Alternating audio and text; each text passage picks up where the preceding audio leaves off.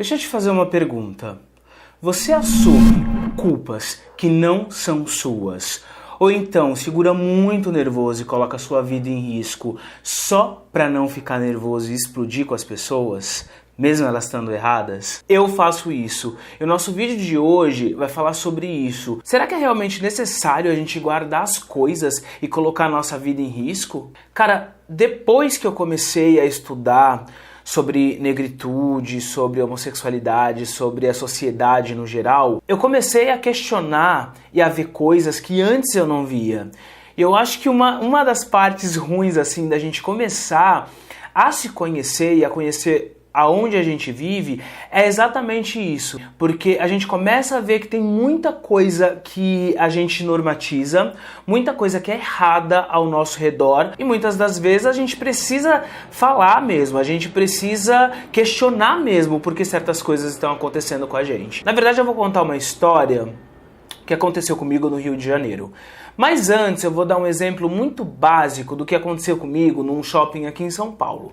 Eu tava com meu marido, com o Felipe, a gente tava apertando o elevador, né? A gente tava num shopping, apertando o elevador para poder subir, só que a gente não conseguia ver muito bem quando as portas dos elevadores abriam. E era uma fila muito extensa assim de elevador, sabe? Eu apertava e ficava lá esperando. E aí eu fiquei apertando. Aí chegou uma mulher e falou assim: meu, você tá louco? Você não tá vendo que o povo quer subir? Aí eu fiquei olhando pra cara dela e aí fiquei imaginando, mas por que essa mulher não se questiona o porquê que eu tava apertando o botão do elevador? Será que não era pra eu subir também? Aí a gente começa a perceber o quanto as pessoas nem param para refletir sobre com quem elas estão falando, como elas estão falando e por que elas estão falando daquele jeito. Aí vem aquela coisa, mas é mimimi, é mimimi, é mimimi, mas porra, cara, se uma pessoa está apertando o elevador é porque ela quer subir. Por que ela tem que levar, tipo, um pei na cara, tá ligado? Eu lembro que nesse dia eu explodi. Eu falei tudo isso que eu tô falando pra vocês pra mulher e ela ficou muito assustada. E aí eu fiquei pensando depois, cara, o que poderia ter acontecido comigo gritando com a mulher daquele jeito? E aí é por causa dessas microagressões que a gente vai começando a perceber o quanto a gente é violado, o quanto nós pretos somos violados. E não é questão de mimimi, sabe por quê? Porque a maioria das pessoas pretas no Brasil normatiza tudo isso. E é isso que não deve acontecer. A gente não pode normatizar essas pequenas microagressões que a gente passa no dia a dia. Corta, vamos pro Rio de Janeiro agora. Vou até pegar a minha câmerazinha aqui pra dar um corte. Corta pro Rio de Janeiro. Vamos lá pro Rio. Vou passar um final de semana na casa de um amigo do Rio. Esse meu amigo, ele é negro, ele mora com 2 amigos brancos. E aí a gente vai, tipo, curte o dia, curte o nosso final de semana. Todo mundo bebe muito, todo mundo se acaba. Eu lembro que eu tava muito cansado, porque eu trabalho muito, gente. Tipo, eu acordo 6:30 da manhã e vou dormir meia-noite, 1h da manhã, produzindo, porque eu faço várias coisas, eu faço assistente de direção, eu faço palestra, eu faço vídeos, eu gravo eventos, eu monto vídeos, então, tipo, minha vida é uma loucura, assim. E eu tava muito cansado, mas eu queria muito ir pra casa desse meu amigo nesse final de semana. Tinha uma galera amiga deles, tipo, não sei se era elite ou não, mas eram brancos, a maioria, tipo, youtuber, blogueiro, sei lá, tipo, enfim. Eu tava com muito sono, só que eu queria interagir. E o tempo inteiro a galera falava, Walter, vai pro quarto, não sei o que, você tá cansado, mas eu não queria ir pro quarto. Sabe quando você quer interagir, que você acha que vai acontecer alguma coisa muito legal e que você vai acabar interagindo? E aí eu tava com esses planos de, tipo, acordar, de, meu Deus, eu tô no Rio de Janeiro, eu quero acordar. E aí eu não consegui. E em determinado momento, um desses amigos, que mora com meu amigo negro, que é branco, falou sobre uma série trans que tá rolando, de pessoas trans que tá rolando. E aí eu fiquei, eu entendi naquele meu sono, daquela loucura, né, eu entendi que ele tinha falado que ele era um homem trans. E aí eu acordei, achei assim um assunto legal, não sei o quê. Eu falei assim, ai que legal, você é um homem trans, né? E na hora, tipo, ele olhou pra minha cara e falou assim, eu não sou um homem trans.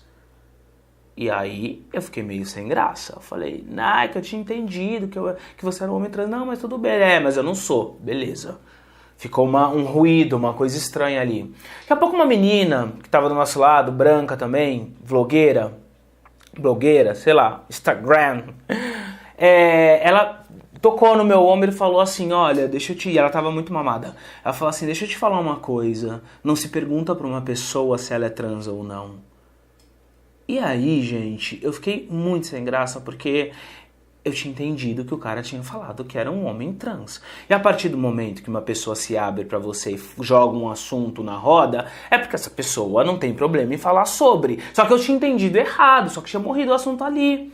E aí eu falei pra menina, mas olha, expliquei pra ela, né, moça, olha, eu entendi que ele tinha falado. E ela falou assim, olha, mas você tem que ter a humildade de aprender as coisas quando a gente quer te explicar. Eu fiquei muito sem graça. Que parte ela não entendeu que eu havia entendido, que essa história tava ficando redundante? E aí eu peguei e falei assim, olha, eu não quero mais discutir sobre isso, tá? Ela falou assim, não, mas precisamos falar sobre isso.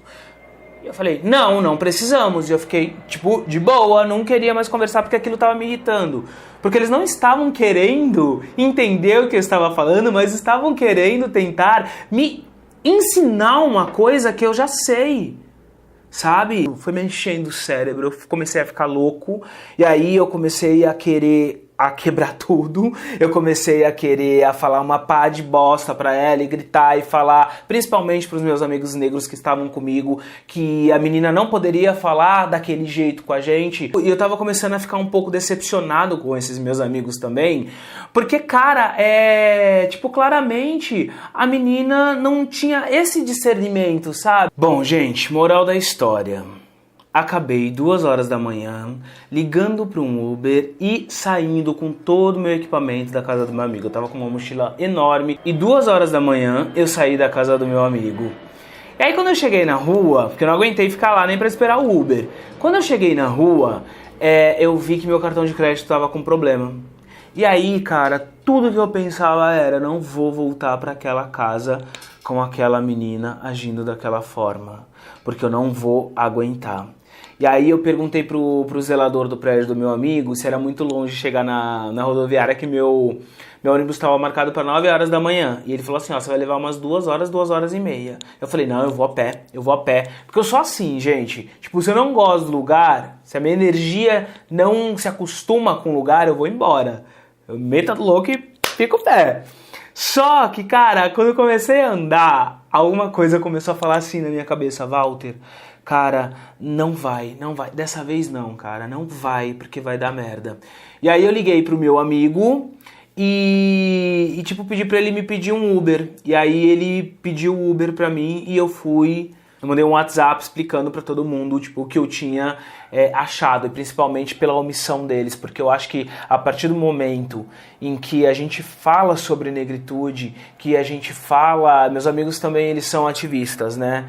E a partir do momento em que a gente fala sobre a forma como as pessoas nos oprimem e a gente às vezes não percebe, eu acho que eles deveriam ter a sensibilidade de sentir, mas tudo bem, não sentiram. Uma das piores coisas é ver que a branquitude ela tenta ensinar as coisas pra gente, mesmo quando a gente fala que já sabe, que tá tudo bem. A galera tá acostumada a sempre querer ensinar as coisas pra gente. E isso é um processo que dói muito, sabe? Porque muitas vezes a gente não precisa aprender com vocês.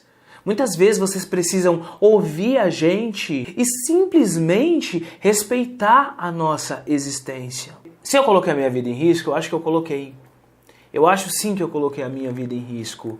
E eu acho que o que eu aprendi com essa história toda é que nunca mais, em lugar que for, em qualquer hipótese, ninguém terá o direito de gritar comigo. Então, o recado que eu tenho pra vocês hoje, pra negros, periféricos, mulheres, gays, é: cara, não abaixa mais a cabeça pra ninguém. Não coloque a sua vida em risco pra ser sensível, pra ser bonzinho com quem está te oprimindo. Da próxima vez, seja em que lugar eu estiver, eu vou me posicionar e eu vou falar: olha, você está me oprimindo, então para, apenas e simplesmente respeita a minha existência.